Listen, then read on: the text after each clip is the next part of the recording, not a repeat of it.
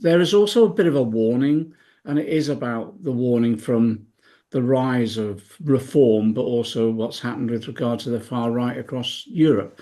That social democratic governments, and that's what Keir Starmer's government is, have to deliver, otherwise disillusionment sets in. Now, as the Conservative Party goes on one journey, Labour is still going on one of its own. So let's turn our attention to that, because Sir Keir Starmer put a lot of emphasis on changing the face of Labour during his campaign to number 10.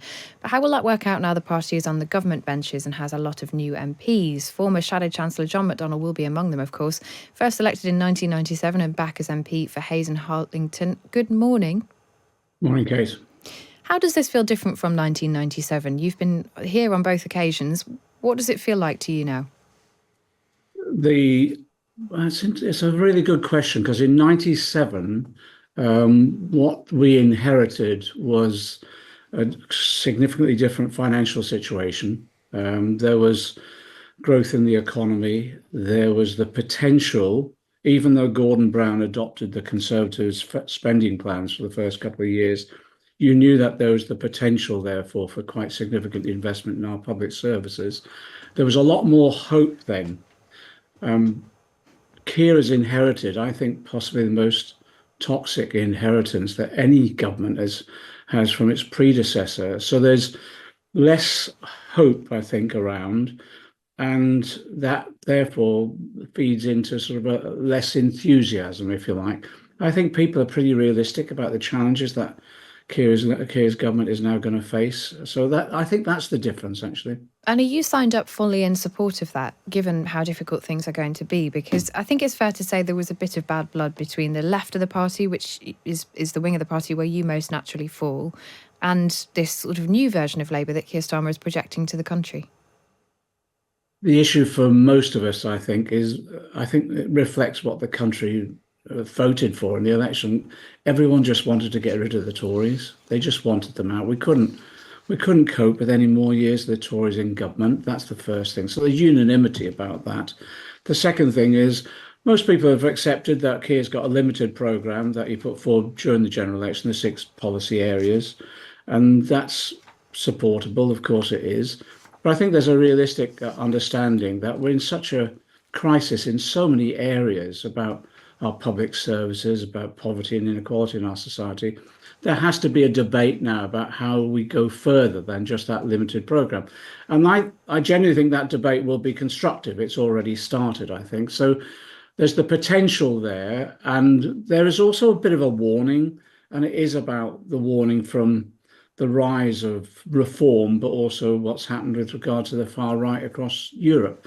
That social democratic governments, and that's what Keir Starmer's government is, have to deliver, otherwise disillusionment sets in, and it could be pretty quick if we're not careful. And that disillusionment is what the right feeds off, and that's the worry. So huge problems, massive challenges, limited programme initially, but that programme has to develop fairly rapidly. Otherwise, that disillusionment will feed the likes of Reform and Farage. And I think I interpret what you've just said there as you would like to see Keir Starmer be a little bit more ambitious. Are you suggesting, one of those areas where he's not been ambitious is the 2-child benefit cap? He said ideally he would like to change it, but he's not going to be able to do that. Is that something that you and the left wing of the party will be pushing for, that kind of thing, to make him go further?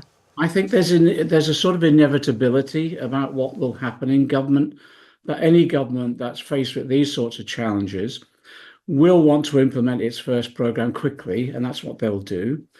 But inevitably will move on, I think, to a much more radical debate, because this situation is so serious. In my constituency, the figures from government alone saying that 30% of the children in my constituency are living in poverty, and that's reflected across the country. 4 million children living in poverty. 1 million of them we're now describing as in destitution, and this is from the various reputable charities like the Joseph Rowntree Trust.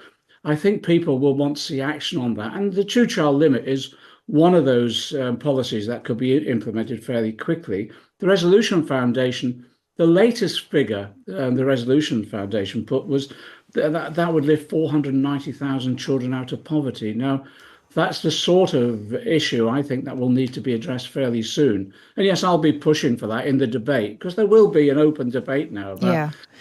beyond the limited programme that Labour's been elected upon. Just finally, the other area of maybe contention, I suppose, is Gaza and Labour's attitude towards Gaza and Palestine. We saw MPs like Jonathan Ashworth, who was in the shadow cabinet. He's obviously not returned to government, Khaled Mahmood, and significant amounts of Labour votes shaved off by independent candidates over this issue of Gaza. Do you see that as a problem for Labour in government? Is that an area where there's going to be pressure put on from the likes of Jeremy Corbyn to Keir Starmer? I think it'll be across the Labour Party as well. It's interesting. Gaza was on the doorstep. It was on the door. I've got a Muslim population of about 20% in my constituency, and it was on the doorstep in virtually every street. And what was happening, we were canvassing, and people were then calling me over to talk about Gaza, and they were saying to me, "Look, I can vote for you because of your position on Gaza, but I have a problem about voting for Labour because of Keir Starmer's position." And my argument there was that what was thrown in our faces all the time was that initial interview with regard to Keir, where he appeared to be supporting the Israeli Defense Forces siege of Gaza. He corrected that a week later, and I was trying to say to people, well, all the campaigning that people have done has actually shifted the Labour Party position, now voting consistently for a ceasefire, Yeah. calling for aid. The issues now we've got to debate is, I think, about ending the arms sales to Israel and also making sure there's recognition of the Palestinian state. I think across the Labour Party now, they want to see, I think, a clear-cut position with regard to Gaza. And actually, if you listen to what David Lammy said yesterday, I think Labour's position now has quite dramatically shifted. So we could be on the same page fairly rapidly. One of the issues that's going to be contentious that we need to resolve fairly quickly, though, is the issue of arms sales, and the other issue is immediate recognition of the Palestinian state. So that's what a number of us will be arguing for. And I actually do think that reflects the majority view, certainly within the Labour Party, if not within the country. It's funny though, isn't it? I just asked you, are you going to be helpful to Keir Starmer? And you didn't answer that question. Oh, sorry. Look, I'll want to see this government be successful. Of course I will, and I'll be as helpful as I possibly can in terms of supporting a Labour government. But that Labour government needs to deliver, and what I'll be doing is making sure it does deliver, but deliver in a way which I think is right in principle, as well as in terms of the political rewards. And I think we will be politically rewarded by those people who were angry and concerned and wouldn't support us on Gaza if we get ourselves into the right position on a number of these issues. And one of them is about arms sales, and the other is about recognition of Palestinian state. The other thing I think I've raised before with you is that I've been campaigning since January under the last government, and I will be under this government now, about enabling seriously injured Palestinian children to be allowed to be treated in this country. And I'm expecting movement on that.